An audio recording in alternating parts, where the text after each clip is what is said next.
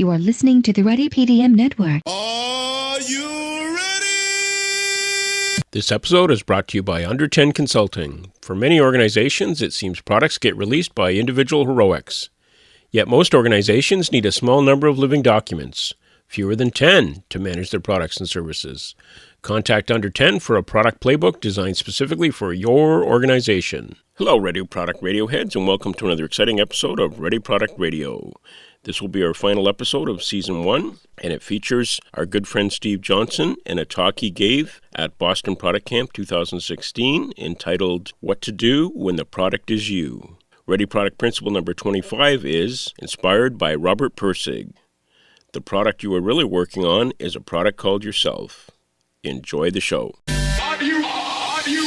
One of the women that I worked with said that she was frustrated in her job. And I said, well, when was the last time you went on a job interview? She said, well, right before I got this job 7 years ago.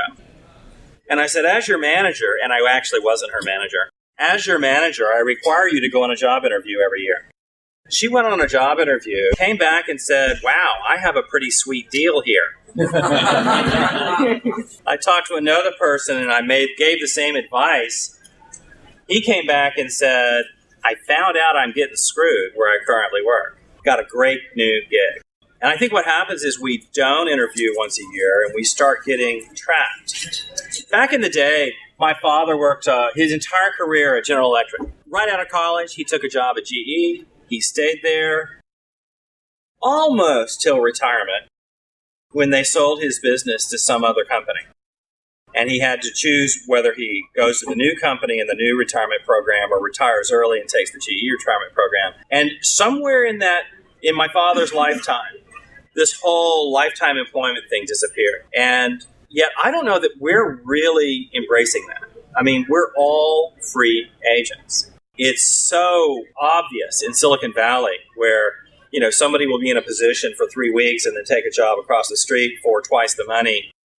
You hear these stories, but it doesn't really happen real. But as your manager, I require you to interview once a year and find out, hey, I've got a sweet gig, or hey, I'm getting screwed. But let's talk about some techniques about thinking about ourselves differently. I think the majority of Americans did not take Economics 101. I remember in the recent debates, Sanders said, we should give college education to every American. That's a laudable goal. And Hillary said, who's going to pay for it? That's a very interesting question, right?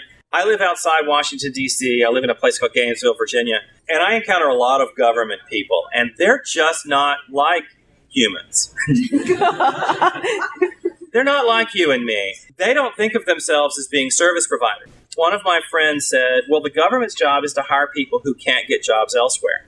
Ouch, said the person who worked for the government. I just thought that was really funny. But I always thought of the government as providing services that were beyond the scope of a community or beyond the scope of an individual. But anyway, the first person I interviewed for a job told me first that he needed a job and then proceeded to tell me all the things he wouldn't do. I won't stay late. I won't do the weekends. I don't like salespeople. Blah, blah, blah. And I'm like, where are you, man? And I finally realized that there's a whole community of people who don't realize that I don't hire you because you need a job. So let's start with this. If it's not fun, why are we doing it? Time to look for another job. I think a lot of times we suffer a job that we shouldn't because we feel trapped, perhaps. So here's Economics 101. You are not being hired because you need a job. You're being hired to solve the buyer's problem. Is this so obvious as to not we were saying? Apparently not for a lot of people. My sister's a school teacher, so you can imagine many of our conversations go weird really quickly. By the way, in case I forgot, up here at under10playbook.com/PeakCamp Boston 16, you can get the slides from today's session. You're welcome to take pictures of them, or you're welcome to bring me your card at the end. But nonetheless, so, hey, by the way, I'm Steve Johnson. I started Under 10 Consulting 4 years ago after spending 15 years at Pragmatic Marketing. And my goal was to help people identify the 10 things they should be working on, not the 30 or 40 or 50 or 60. Let's identify 10 or maybe 5 under 10 things to focus on at any time because we're working on too much stuff. All right, so when I counsel people about their jobs, and it doesn't happen to me that often, but I recently got a call from a guy who said, I've been reading your blog for years. I attended a training course you did, and I just wonder if you could give me some counseling. He said, my boss and I hate one another. And I was feeling that that's probably not a good sign. Would you say that's true? I'd say within a month, I was counseling him that he needed to get his ducks in a row. He needed to start getting ready to look for a job. 3 months down the road, it was a good thing he was ready because he got fired. And some of the things that I shared with him, I want to share with you. Go back in time and look at the companies, the kinds of companies you've worked for before, and say, where was I happiest? Did you like that big company? Did you like the startup? I had 2 startup experiences. They were wonderful, but my wife couldn't stand it because of the risk. She's very risk averse. I worked for a big company. I did not care for it for myriad reasons, but my wife really loved the summer picnic. And I'm like, I'm sorry, I can't stay here for the summer picnic. I will take you on a picnic. We will go to someone else's picnic. When thinking about I'm ready to look for a new gig, start with market segmentation. What kinds of companies do you want to work for? Do you like the startup gig? Do you want a medium-sized company? Do you want them to have some structure in place? So I worked for this enormous company, a billion-dollar software company, and I couldn't get anything done. It drove me insane. And so my next gig was a startup. I couldn't get anything done. There was so much process in the way. They were all Six Sigma and ISO 9000 and So I went to the startup. Oh, it's going to be so great. You can just get stuff done. A week later, I was pulling my hair out because there was no process. And that's when I found out that I kind of like a little bit of process. What's enough? Just enough process is what we want to go for.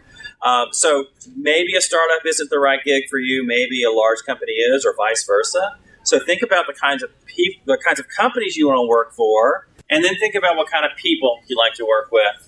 I have a friend who hates developers. I would suggest product owner is not the job for you. I have worked with really, really good salespeople, which makes my patience for bad salespeople non-existent. So there are some of you who have seen me rant on salespeople before, and they're like, man, he's just really mean. And I'm like, no, I've worked with stupid people. But the thing is, I've worked with brilliant salespeople, which just ruins salespeople for me. Because it's basically a very narrow bell curve. But remember, all those smart people I talked about, there's a stupid one on the other side of the bell curve. And they work for your company, I think, right? They're the ones who say, hi, don't confuse me with what the product does. Can you just go on all my sales calls with me? I have one friend who loves working with salespeople, another one who hates it. One friend who loves working with marketing people, other who hates it. She says, the problem with marketing people is they don't take the time to learn anything about the company they work for. They spend all their time learning how to use HubSpot so they can get a gig with HubSpot later. Actually, I should tell this story, but I will. My daughter was dating a product marketing guy, and she finally had to break it off because he refused to learn anything about his product. And she's like, well, you know how in the product where you scroll down and you do this thing in the lower right-hand corner? And he's like, I have no idea what you're talking about. His product was a video conferencing product. How can you not be using that? He's like, oh, I don't need to know that. I just do the product marketing. I'm like, no, you don't. Right? You do programs. You don't do product. One of my rules is you can't have product in your title unless you know a product. And I think a lot of times people have ruined their reputation with an old title. And so they, instead of learning something, they just change their title. So a lot of marketing communication specialists are now product marketing specialists, and they still don't know product and should be killed. Okay, that's Friday. Okay. But what kind of teams do you like to work with? If you like working with developers, then you should look into a technical role. If you prefer to work with sales and marketing people, then you don't have to be very technical because you're more technical than them, right? If you know how to drive the car and set up the data projector, you're more technical than a sales rep. I said that out loud, didn't I? Yeah, okay. And what kind of activities do you like? There's a Venn diagram that's making the rounds, and I've forgotten quite whose it was. I think it came from Mind the Product, but it drew a very narrow perspective of product management. And that was one of the three circles in the Venn diagram was UX. And that seems a very narrow perspective. I mean, I would have been a little happier if it was even CX, customer experience. But in general, I encounter people who prefer to work on business issues. I encounter people who prefer to work on market-related, market-facing issues. I find people who prefer to work on technical or product-based issues. And knowing which of those you are will help you focus your career. For years, I have joked, the first Microsoft Office program you run tells you which one of these you are. If you have a new project and the first thing you do is launch Word, you're technical. If instead you launch PowerPoint, then you're market-facing. You're fluffy, right? But if your first solution to everything is let's do a pivot table in Excel, you're probably more of a business person. And I'm a little tricky because I use all three of those programs. And worse, I think of myself, I know, stick with it, as a power user of these programs. I'm a power user of PowerPoint. That's just a sickening phrase to say out loud, isn't it? What we're talking about is, on the one hand, what are your skills? And are they being used in your current gig? Are there ways to use them differently in your current gig? Or maybe it's time to look for a new gig. But knowing what you're looking for is key. I've talked to so many people who say, I need a job. Kind of like any job? And when recruiters get involved, they make it worse. They're like, now, you say you work for a software company. I've got this perfectly good job at a software company in the custodial department. It's a fit. You're perfect for it. Look, software, right? All they do is keyword matching. My first job out of college was a complete accident. I became a programmer at General Dynamics in Fort Worth, Texas. And in those days, computers were expensive and people were cheap. So we ran the computer 24 hours a day. So I was a programmer on second shift. And the reason I got the job is because I had the phrase JCL on my resume. Anybody? Really? Okay. And they canceled the JCL class. So it was an elective class or a seminar or something on JCL. I wrote it on my resume. Then they canceled the class because I was the only one nerdy enough to sign up for it. But in those days, get with me, in those days you printed your resumes at a printer. You went to a place. And can you print this, right? And they typeset it and they printed it, and it cost a lot of money to reprint. I mean, just for JCL, I could get out some of that tan white out, and actually white out the word JCL, but I didn't bother. I mean, who's going to care? Turns out that was the keyword that HR was looking for. They hired me entirely on the only lie on my entire resume. Lie is a strong word, but you're with me. So what kind of company, what kind of work, what kind of people, part of your market segmentation thing. Instead of saying, I'll take a job anywhere in Boston, I'll take a job anywhere near my house, let's look at opportunities that align with our strengths. Here's a chart that I put together of all the things I find product managers doing. There's a whole bunch of stuff going on here. Many times product managers are doing things that are not, in fact, product management. The most common thing product managers are doing that is not product management is designing products. The second most common thing product managers do that is not product management is going on sales calls. But somebody has to do it. The sales guy doesn't know anything. When we do a lot of these sales activities, these are the ones that enable the sales team. When we go on sales calls, we're participating in their dysfunction. Here's a list of 30 or 40 or 50 things. And my question is, which ones do you like doing? Versus which ones do you suffer? If you're a business person, you tend to like the stuff on the edges here.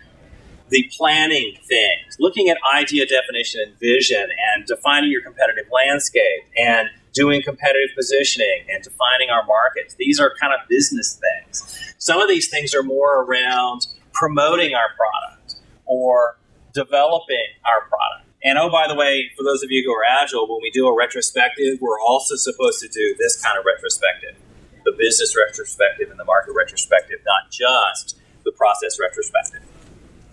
But my question is, which of these things do you enjoy? Because I don't know about you, I find I do better work when I enjoy what I do. Am I the only one? I spent, as I may have said, I spent time at Pragmatic Marketing. The Pragmatic Marketing framework is a pretty fun interviewing tool. You take it out and say, well, here's a definition of product management. Let's circle the things you want me to do. And if your employer-to-be has attended a pragmatic session, they'll be familiar with their little framework. If they haven't, you can use this or Proficients or any of the many great tools that are out there. But it's really handy to just go through with a highlighter and say, which of these activities will be my responsibility?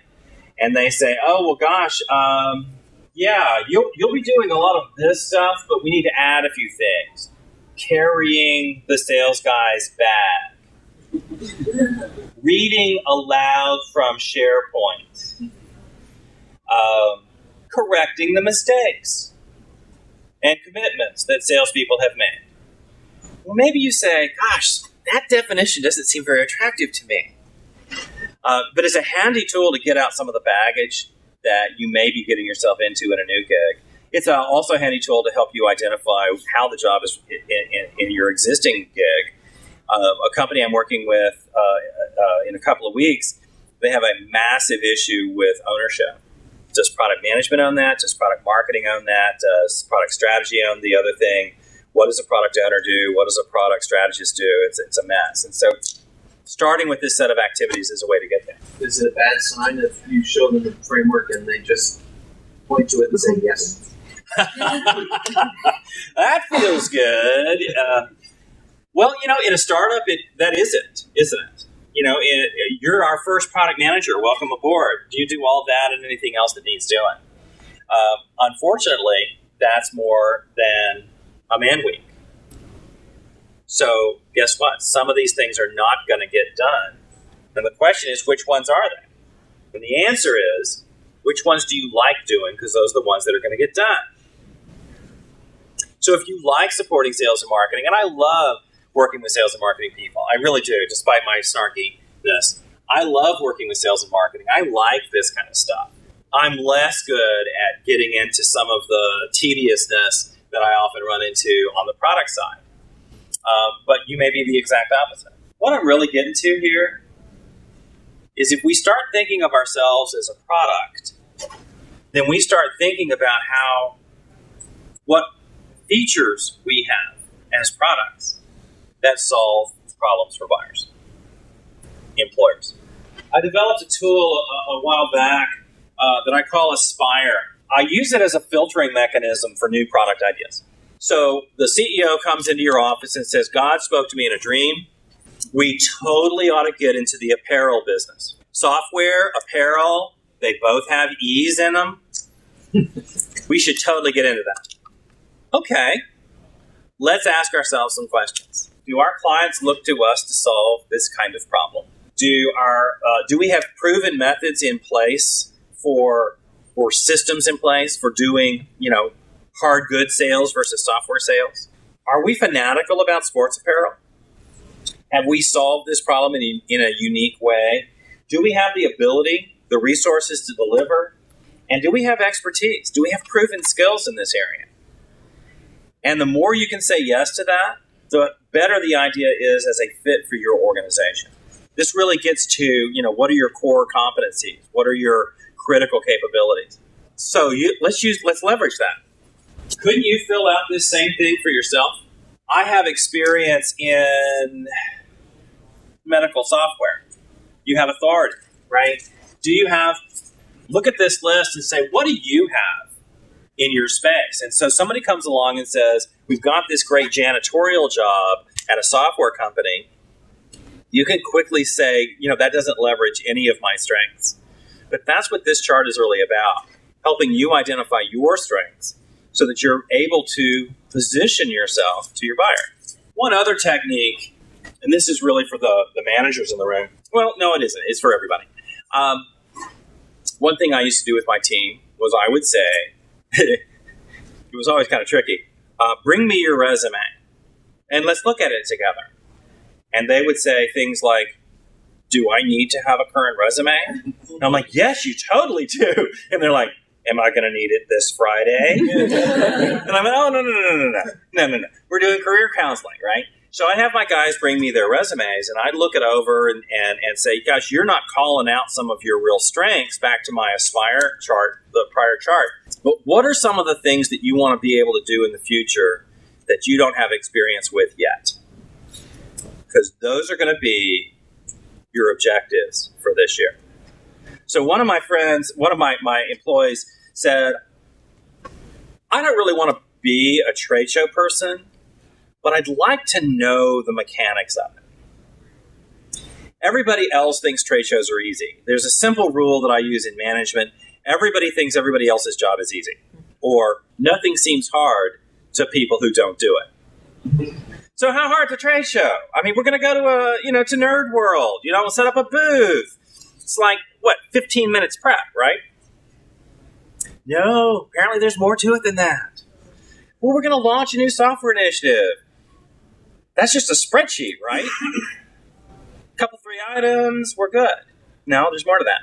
So in this particular case, he said, I've never done a trade show, and I'd really like to understand it. Great.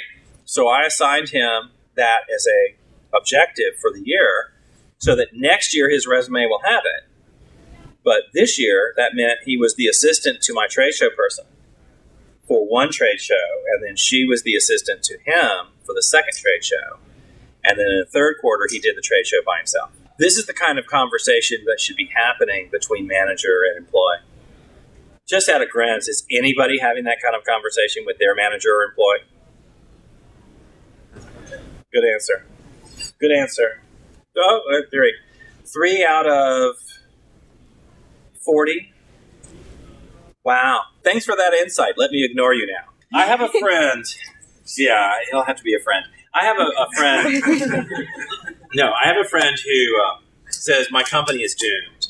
And I said, is there anything you can do to change the company's future? And she said, not really. And I said, then work on your next job.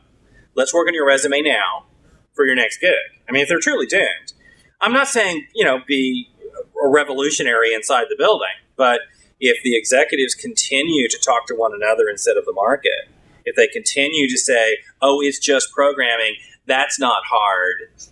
If they continue to sleep with one another and sing, baggage, never mind. If things continue, we're going off the cliff, and so you better get yourself ready for it. So think about what your resume wants to be next year, and a good relationship with your manager would say, let me tell you the things that I need to accomplish in a year, and can you help me get there? This is the thing that should turn into your quarterly objectives, your annual objectives, or would it be your OKRs? Which Bruce will be talking about today at the end of the day at what time? Whatever the last session of the day. I work with teams on titles and process, and what I've come to believe is there are 4 types of expertise that I find in product management. And as an industry, we overemphasize domain expertise. The most common thing we do is we hire a nurse to become a product manager at our medical software company. And yet, we need these other skills too. And so if you find yourself in a place where you're like, I'm really strong on domain and weak on the rest, then that gives you something to build. How do you, working with or without your manager, how do you extend your expertise in market? Because that will only benefit you down the road. How do you extend your strength in business? Well, you take more courses. You take some online courses. You take, maybe you do go back for your MBA. How can you strengthen your product and or technology knowledge? And we want to be able to say to our to future employers, and for that matter, current employers, these are my strengths. I'm strong here and here and here and here. I developed this tool to help companies define their process, but it serves, and I've got copies of that if anybody would like one. it serves as an interesting scorecard or dashboard for your job hunt. What kind of market do I want to go after, and what is my business leverage in attacking that market? The fact is I've got all this domain experience, or I have this market experience, or I have this other kind of experience. What's the product? The product is you, so do your Aspire rating and say, where do I have authority, where do I have expertise, and so forth. How will you promote yourself? How will you sell yourself? Set up some goals for selling yourself.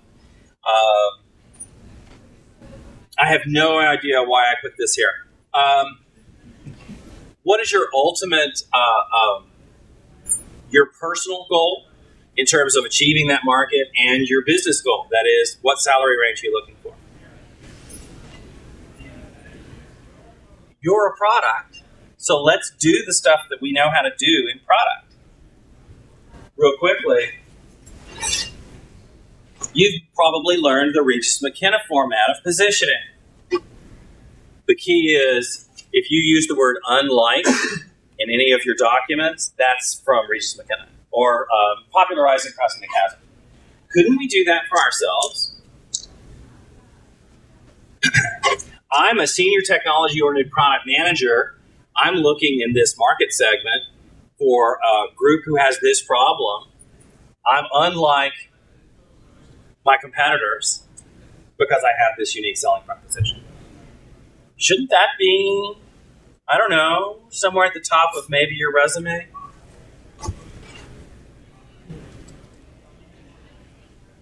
I'm not going to, hang on, I will. This guy summarized an entire article that I don't have time to review, but it's really good. And if you download my slides, you can drill into all of this. I doubt if you can read it if you take a picture, but go ahead. Go. Yeah, okay. Brilliant guy. Thank you. So, searching for a job can be fun and, frankly, often frustrating, but it's something you already know how to do. It's product management, product marketing. And I don't know if you've done anything ever looking at, like, a repeatable sales process, but we basically follow, in sales, the funnel. You've heard of the funnel. Leads become presentations, become evaluations, becomes offers, become jobs, and it becomes sales for your software company, but they become jobs for you. It's the same stuff. We already know how to do it.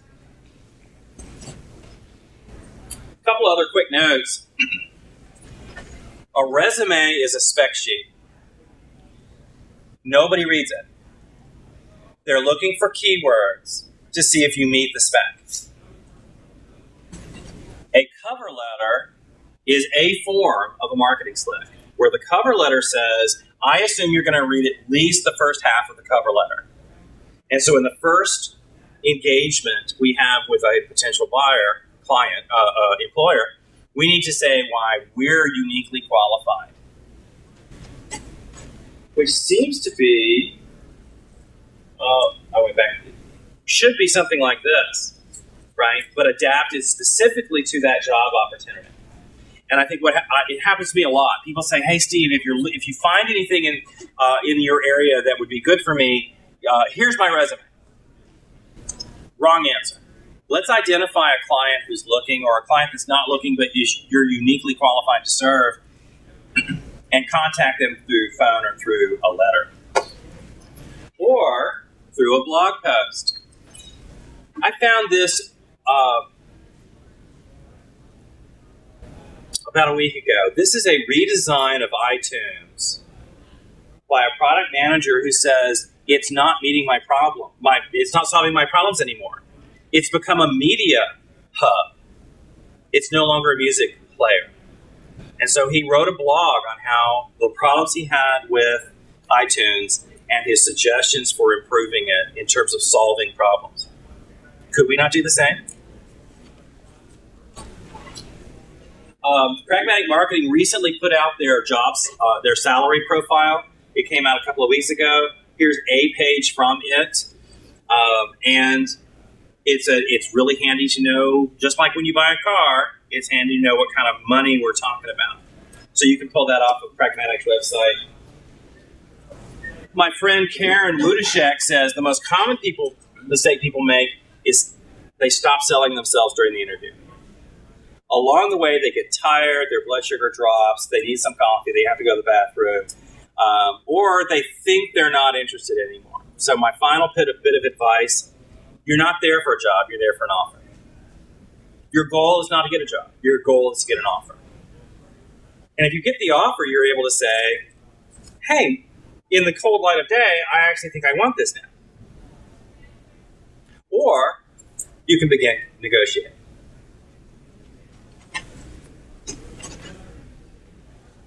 Real quick one. My daughter got okay, pretend I didn't say that part. No, okay. My daughter got an offer within her company. She counter-offered, which threw them for a loop, because you're supposed to just say, thank you, sir. Yes. And she went, well, that thing you're asking me to do pays this amount of salary. I want this instead of what you've offered. And they went, we don't even know how to deal with that.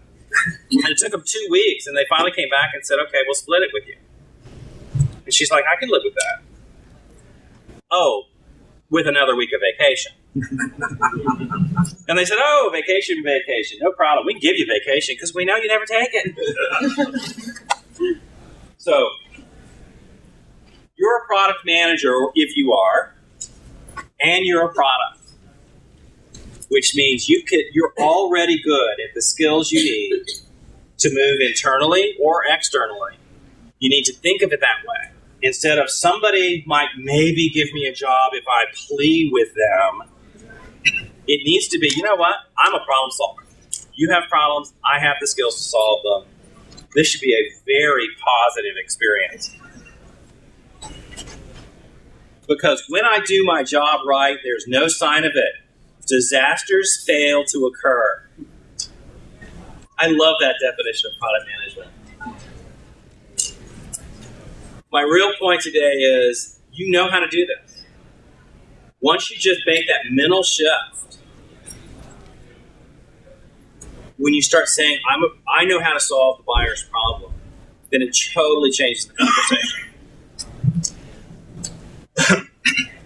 If you're not reading it, I hope you'll come join me on my blog at undertakeconsulting.com/blog. I also have developed a very simple piece of software that you can learn about at undertakeconsulting.com/software. I also have a book, okay? And I'm going to be doing a webinar with Hector in however long that is. We're going to do this again. In a webinar form, so if you went through this today and went, wow, he was a little scattered, I wonder if he's better in a webinar, then feel free to come back for that.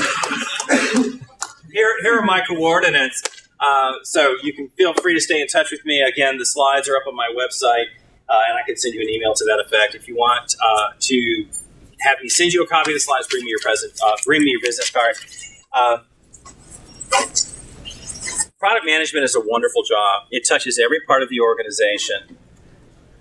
And I work with people that just amaze me in their abilities. And I am equally amazed at how little appreciation they have for their own abilities. Let's do the Aspire. Let's figure out, gosh, we've got some real strengths. And then let's find the gig that's right for that. Maybe it's the gig you have now. Maybe it's the gig that comes next. But my fundamental point is, you're a product, manage it like a product. Thank you. Today's podcast was brought to you by Under 10 Consulting. Get your product teams up to speed quickly with the latest methods and a proven process tailored to your organization. Thank you for listening to this episode of Ready Product Radio, part of the Ready PDM network. This is when most podcasters ask you to leave a review on iTunes if you like the show. My only request is if you found the show entertaining, inspiring, or informative, please share it with a colleague or friend who may feel the same way. Also, note that the views expressed in this episode do not necessarily reflect my views or the views of the Ready PDM network. If you want yourself or your product to be ready, then keep your eyes on your markets, your ears to your customers, your mind on their experiences, both good and bad, and finally, keep your hearts in your products. Until next time, thank you for listening. You can contact us on Twitter at Ready Product Radio. That's RDYPRODUCTRADIO. and on the web at www.readyproductradio.com. Cheers, mate. What do you want to do tonight? The same thing we do every night, Pinky. Try to take over the world. You're still here? It's over. Go home. Go.